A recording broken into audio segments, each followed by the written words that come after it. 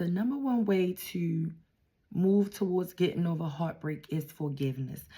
I know it sounds funny. I know it sounds undoable. And I know it sounds outrageous. But forgiveness should be the first step. And I want you to believe with all your heart that you're able to forgive. I know a lot of us is like, I'm not going to let that slide. I'm not going to let that go. This person disrespected me.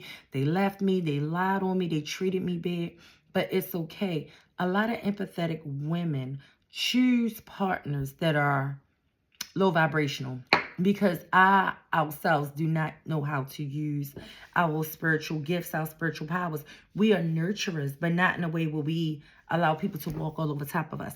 So number one, forgive yourself, because you were supposed to go through this before you got to the part where you learn how to heal yourself and also find better in life. So all the things that we are going through or went through before a spiritual awakening, we were assigned to go through this. So don't look at yourself like, I shouldn't have picked that person. You were designed to pick that person, because that person was designed to put enough pain and trouble on you that you cry out to God to get healed.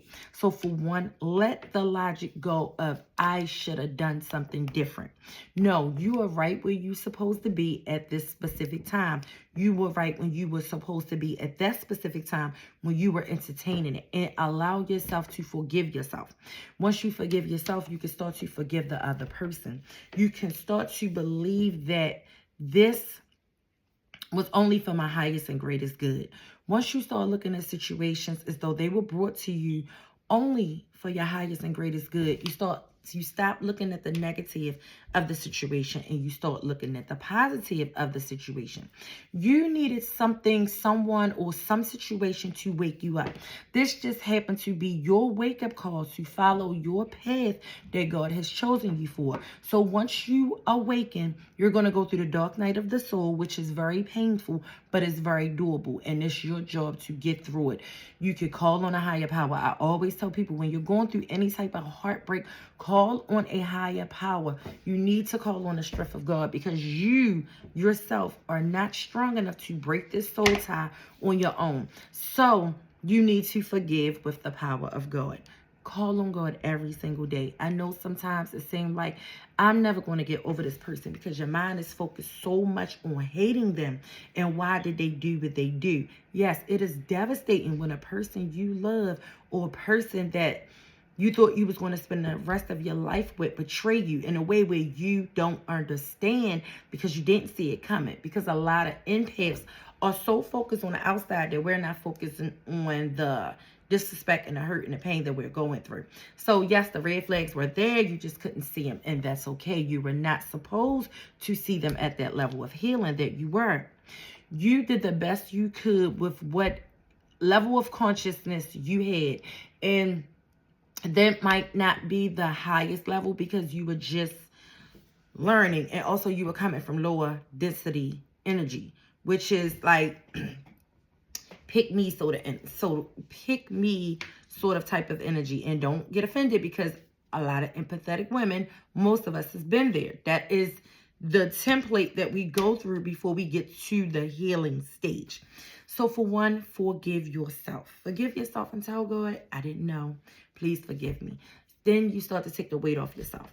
Then you can move into forgiving the other person. When you forgive the other person, what it do is it raises your consciousness level. It raises your consciousness level from lower energy to higher energy. Forgiveness raises your energetic level. It raises your energy. So if that person that hurt you or broke your heart or that treated you wrong is down here, and you start to vibrate higher by forgiving them and sending them love and energy, it breaks off the soul tie, because you're no longer equally yoked. And yes, it's the hardest thing to do when your mind is still looping about what someone did. The hardest thing to do is to forgive them. I know, believe me. But once you make the conscious decision to choose forgiveness, then everything else follows. Choose forgiveness. If you don't choose forgiveness, your mind is going to loop over and over again about thoughts of how this person hurt you. That is not how you heal. How you heal is you feel the emotions in your body, allow them to process because it's going to be heavy. Allow them emotions to process, but separate the story from the emotions. If I am heartbroken or I am sad or I'm down and depressed and I just resent a person, I'm going to feel it in my chest. I just know. I'm going to feel a tightening in my chest. Regardless of what your thoughts tell you, do not worry about your thoughts. Allow them to be there. Just know that that's just a story that you're telling yourself. It's not true. That's something that your trauma is making you think that this person left you because of this or because of that. You're trying to analyze it. You cannot fix darkness with darkness. The only way to fix light, the only way to fix darkness is to cut the light on, is to shine the light on the darkness. The darkness is the problem. It's the ego. Some Christians call it the devil. It is the thing that you focus on trying to figure out why this person left or why this person did what they did. That is the physical aspect of it. But you go way deeper into the spiritual aspect of it and say, this assignment was given to me at the direct time that I needed to learn it. And nothing but good things can only come from this situation. I decide and I choose to let go and allow that person to heal on their own while I do my own healing. I give this situation to God and I release it to you. Once you say that, the more energy releases, the lower, denser energy releases, and you start to raise to a higher level of consciousness, where it's going to be a point where you don't, so to say, feel like it's a struggle anymore to let go. Your mind will be so focused on your purpose, so focused on your healing that you kind of disconnect from the wrongdoing of that person. And watch how God moves in your life. Watch how God moves in their life. It's not your job to pay attention to what they're doing. Their healing is their healing. But once you let it go and give it to God and forgive and move towards rebuilding your life by choosing every single day that I choose peace, I choose happiness, I choose joy, I choose forgiveness, I choose love. Say that every day when you get up and you feel those negative emotions, because that person is not validating your ego by calling you or texting you or checking on you anymore. And all those stories of what you think they're doing is spiraling in your head. Every single day say, God, I choose you. Regardless of what the ego is telling me, I choose you. I choose the heart. I choose forgiveness. I choose to let this person go. I choose to rewrite my story.